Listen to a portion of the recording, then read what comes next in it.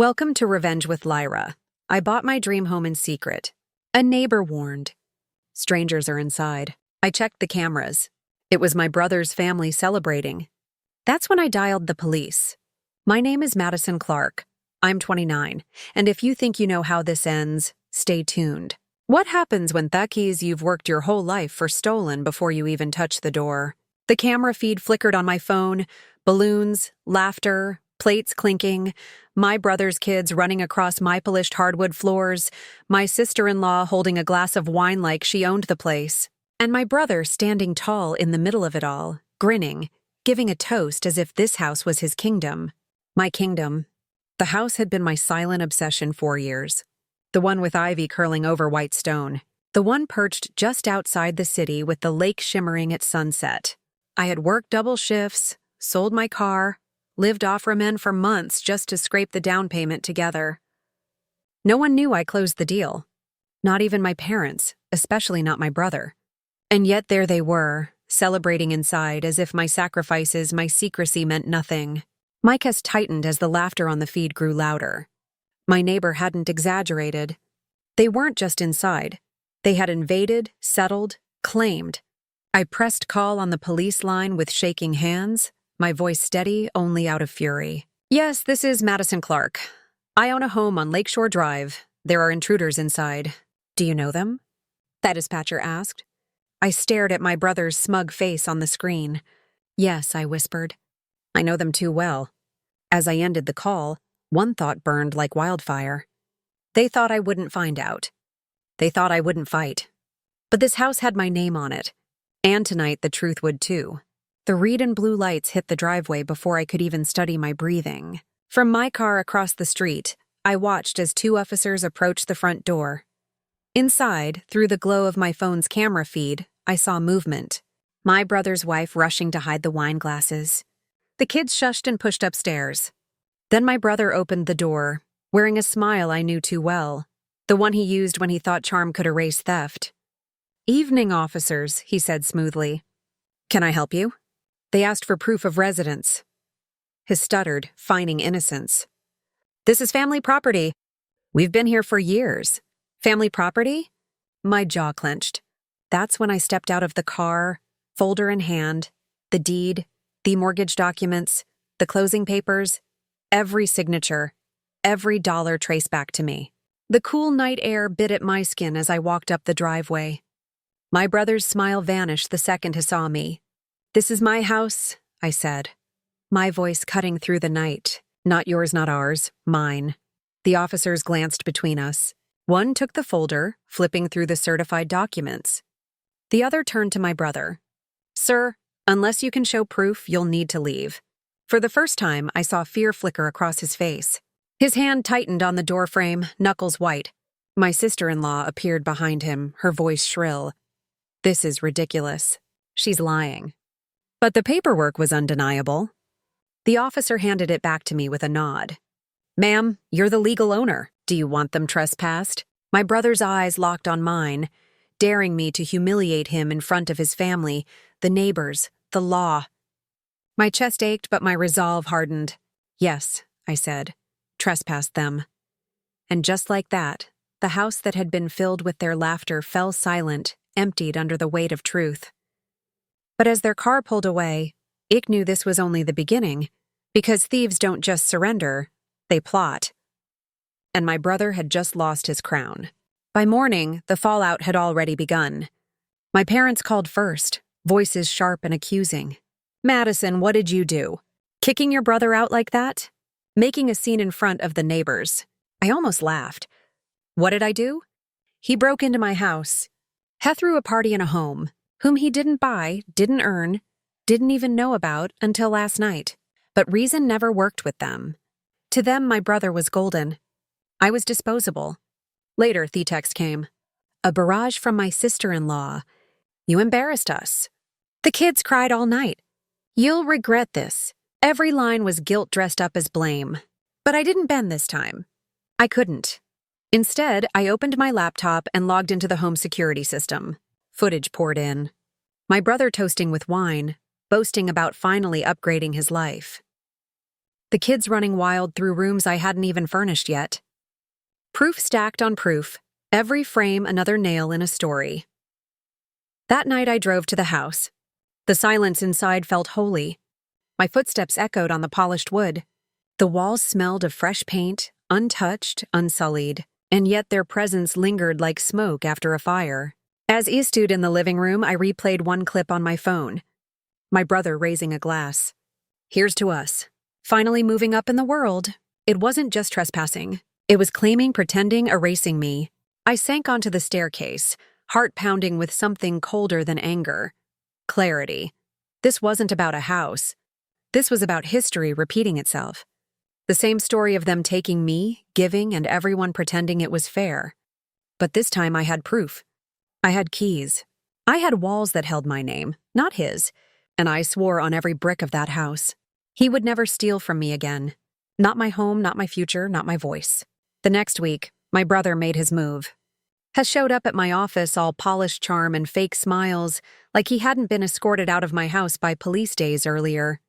"Madison," he said, leaning on the reception desk.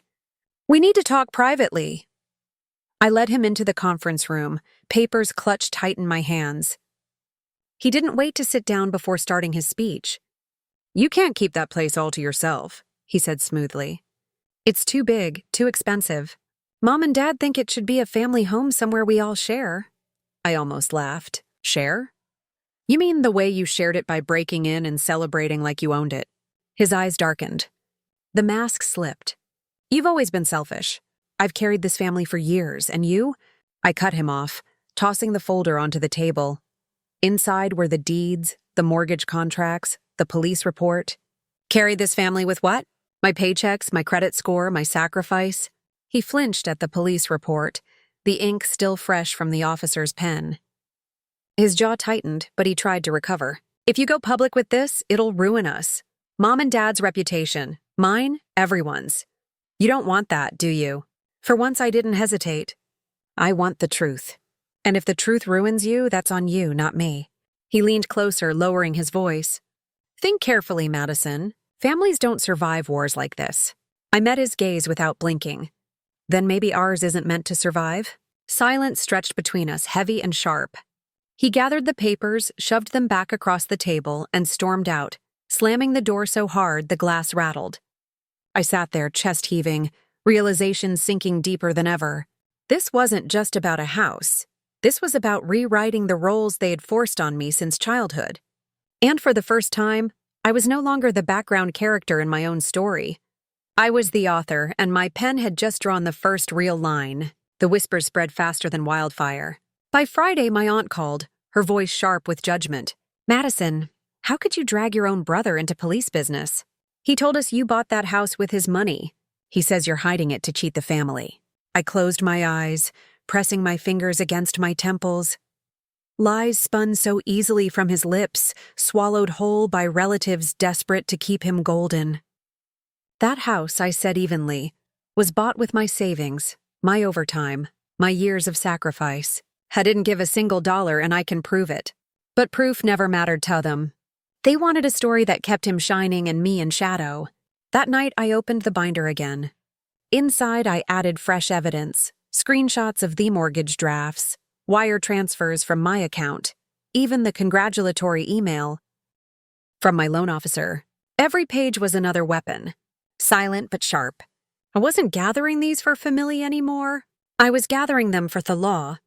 2 days later, I filed for a restraining order. The officer at the desk raised his brows as he read my statement. "Your brother threw a party in your home before you even moved in." "Yes," I said steady. "And he's spreading lies to cover it up. I need this documented." Walking out of the precinct, the sunlight felt different. Not warmer, not softer, but stronger. Like it was cutting through the haze of years where my family's voices drowned out my own. That evening, my phone buzzed again. This time, a text from my brother. "If you don't drop this, you'll regret it." I stared at the screen, pulse calm. He thought threats would scare me. He thought fear would pull me back into silence. But fear was no longer my language. The truth was, and soon Hisley's would collapse under the weight of it. Because this wasn't just a home. It was a line drawn in stone between the life he tried to steal and the life I was finally claiming as mine. Their straining order changed everything. For the first time, I slept through the night without waking to phantom footsteps or imagined knocks on the door. The house was mine, fully mine, and the silence that once felt heavy now wrapped around me like armor. But my brother didn't disappear. He shifted tactics. Posts appeared online. Carefully curated photos of his family squeezed into their cramped rental. Captions dripping with martyrdom. Some people hoard wealth while their own blood suffers. His friends, our cousins, even distant relatives lined up in the comments to praise his sacrifice and shame my supposed greed. I saved every screenshot. Lies were fragile, but evidence was eternal. At work, I pushed forward. Longer hours, promotions on the horizon. Every dollar I earned reminded me that this house wasn't luck. It was labor. Meanwhile, texts trickled in from people who once doubted me. Quiet apologies, hesitant questions. Doubt had begun to eat at his story. One evening, as the sun dipped behind the lake, I stood on my back porch, watching ripples glitter across the water. My neighbors trolled over, hands in his pockets. "You did the right thing," he said simply. Most people would have folded under family pressure. But you drew a line. His words lingered long after he left. A line? Yes, that's what this house was. Not just walls and roof, but a declaration. I would no longer be erased, diminished, or stolen from. Later that night, another message buzzed in. This time for my father. "Your brother is hurting. Can you just give him a share? For peace." I set the phone down, heart steady. Peace built on theft isn't peace. It's surrender. I looked around at the home I had carved out of sweat and sacrifice. And I knew they could call me greedy. They could call me cold. They could call me anything they wanted. But they could never again call my brother the owner of what was mine. The deed had my name. And so did the future. The showdown came sooner than I expected. A knock rattled the front door one Saturday afternoon.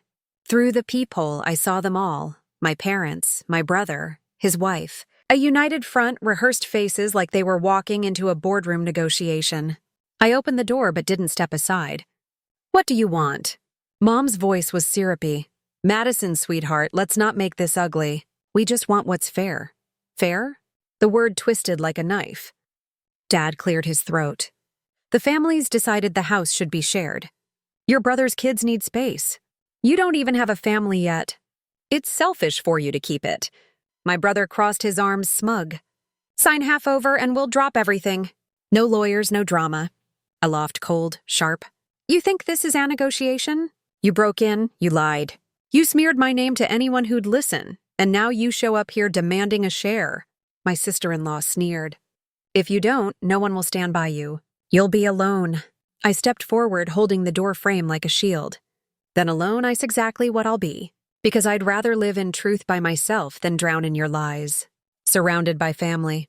I pulled out my phone, already recording.